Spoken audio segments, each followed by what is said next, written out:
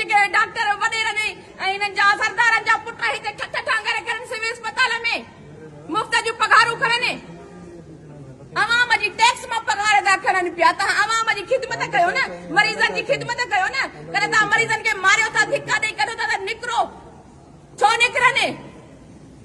बंदि कयो, ताला हणो सिविल अस्पताल खे। अॼु छा थियो आहे मैडम? हिकिड़ी पेशेंट आहे, हुनजी माउ हिते डुकंदी आई आहे, रोईंदी आई आहे त अधी मुंहिंजी धीअ खे एडमिट बि कयो आहे डॉक्टर, बेड नथा ॾियनि। असां हुनजे लाइ विया आहियूं त बाबा हिनखे बेड ॾियो। चए असां काॾां बेड आणियूं, पंहिंजो बेड खणी अचनि नी। हे रवैयो आहे, अमले जो रवैयो आहे।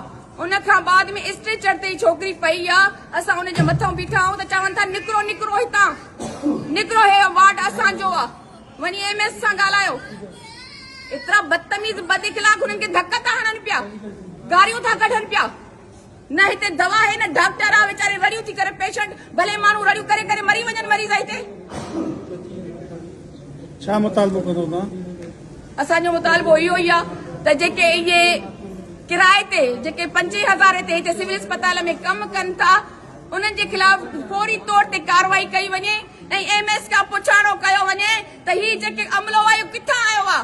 बाक़ी जेके पघारूं था खणनि, लखनि करोड़नि वारी पघारूं था खणनि, उहे डॉक्टर काथे हने? सीनियर डॉक्टर काथे हने? जेके डिग्री होल्डर डॉक्टर काथे हने? वो अमलो काथे आहे? हे त 5000 ते कमु करण वारा छोकिरा हने जेके बदतमीज़ी था करनि पिया पेशेंट सां। कुछ भी कोने को, सिविल अस्पताल तबाह थी वई आहे, कुछ कोने को। गरीबनि जे लाइ हिते, गरीब मरीज़नि जे लाइ कुछ कोने को, हिते तबाही आहे, तबाही।